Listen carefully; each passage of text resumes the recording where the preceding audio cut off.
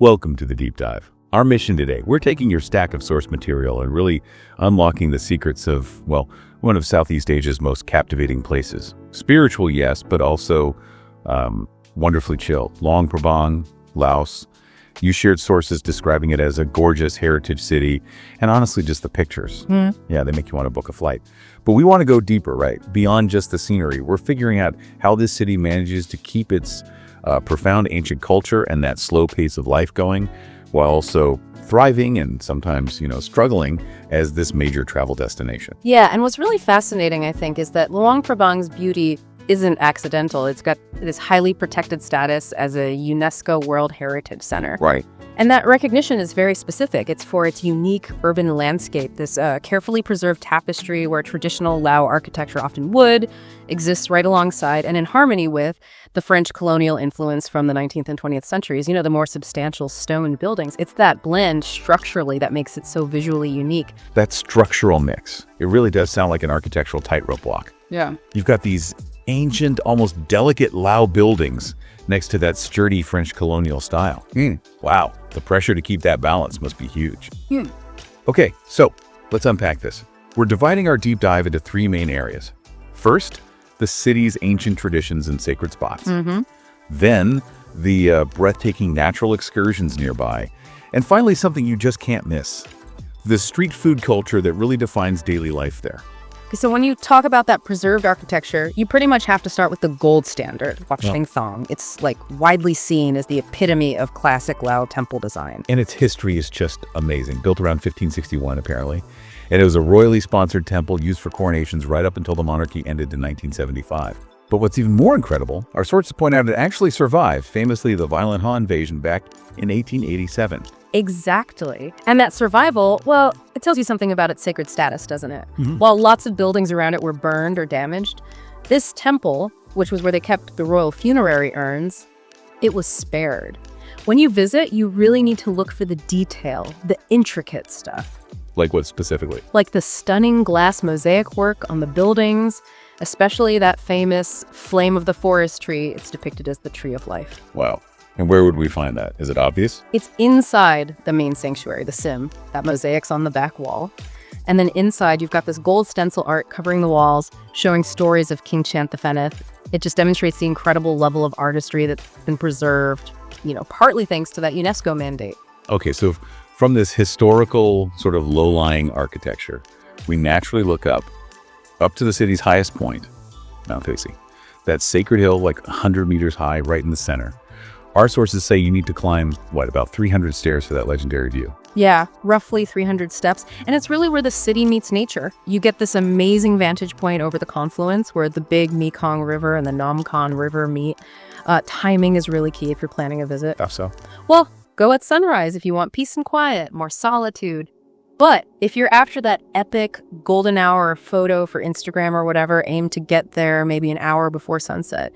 You will be dealing with crowds then, definitely, but the view. Yeah, it's worth grabbing a good spot for. Right. And speaking of sunrise, that brings us to something really central to Luang Prabang's spirit. The morning almsgiving, or takbat. This is an ancient tradition, but it's living, not just a historical reenactment. Buddhist monks walk the streets at dawn, receiving offerings mostly sticky rice, fruit from the locals. And this brings us to a really crucial point, something that shifts it from just watching something interesting to, genuine cultural engagement. It's about observer etiquette. This is a profound religious ceremony, and observers who aren't respectful, they can actually disrupt the spiritual merit that people are trying to gain. It's serious. So, the sources give some really critical guidance on how to approach this respectfully. What are the absolute must-dos, the non-negotiables? Okay, first and foremost, silence. Just observe quietly. If you do decide to participate, you have to do it with dignity. And, importantly, buy your sticky rice from the actual market the night before. Oh, interesting. Why not just buy it there? Because the vendors setting up right near the monks, they're often just opportunistic. It's sometimes, lower quality rice kind of aimed at tourists. Buying from the market shows more respect. That's a great practical tip right there. Buy local, buy ahead. What about, how you dress and act? Definitely dress modestly. Shoulders, body, legs, all fully covered. Women also must avoid any physical contact with the monks. No touching at all. But maybe the most profound rule, the one that really speaks to the deep respect for the monks, is about your position. Position. How so? You must never position yourself higher than the bonzes, the monks. So no standing tall over them or sitting on a wall while they walk past below you. You should ideally be seated, maybe on your knees, or at least lower than the street level they're walking on. Wow, that detail about positioning never being higher than the monks, that immediately changes how you think about it. It shows it's not just about wearing modest clothes, it's about acknowledging this fundamental spiritual hierarchy in that moment.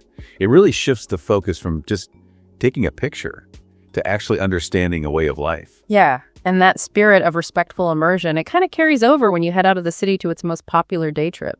The incredible Kuangsi Falls, or Tat Kuangsi, every source just raves about it. Exquisite, memorable. It's definitely the iconic image of Luang Prabang, isn't it? Yeah. But what makes the water that famous milky blue, almost white color? Is it just the light playing tricks? No, it's actually geology. It's what's called a multi-tiered travertine waterfall. So what's happening is the water, while it's clear, it's also really high in dissolved calcium carbonate. It leaches out from the limestone rocks all around. Huh? And a travertine waterfall means the water is constantly depositing those minerals, literally building up those unique sculpted rock pools and formations over time. That's why it looks like it almost glows. And the main fall itself is magnificent, drops about 60 meters, that's nearly 200 feet. That little chemistry lesson makes the view even cooler. Yeah. So if you're planning a visit, our sources have a pretty critical warning about timing, right? If you want that iconic blue. Absolutely. You must aim for the dry season. That's roughly December through May. Hi. If you go during the wet season, say June to November, there's much more sediment, the flow's stronger, and the water is very likely going to be a murky brown. Not quite the same postcard picture. That's a key bit of insider info. Definitely good to know. And getting there, how easy is it? Pretty straightforward, actually. It's about 29 kilometers out, maybe a 45-minute trip from Luang Prabang. You've got options. Rent a motorbike, that's around 120,000 kip a day, or you could hire a private tuk-tuk if you want something a bit easier, maybe faster. And admission. Entries, 60,000 kip. And yes, you can swim in some of the lower pools, the designated ones, but you do need to be careful. Those travertine rocks can be really slippery and uneven, and some areas are considered sacred, so pay attention to the signs. What really stands out to me, though, is that bonus attraction right near the entrance. Yeah. Before you even get to the waterfalls, you walk through the Tat Kuangsi Bear Rescue Center. Exactly. It's run by this great conservation group, Free the Bears. It's basically a sanctuary for around 20 rescued Asiatic black bears, people call them moon bears, saved from the illegal wildlife trade, which is just awful. And the brilliant part, access to the bear sanctuary is included right in your waterfall ticket. So you get this amazing mix of conservation, nature, and adventure all in one trip. Okay, so from those cool, clear waters, let's shift focus to the rich, complex flavors of northern Lao cuisine. Luang Prabang is apparently where you find some of the country's absolute best food. And a lot of it seems to be right there on the street, especially that bustling night food street. Wow. Runs perpendicular to the souvenir market, yeah. That's the spot. You get fantastic flavor and great value there. And if you connect it back to the bigger picture of Lao identity, the food here is all about freshness, aromatic herbs. For meat lovers, you absolutely have to try the Luang Probang sausages.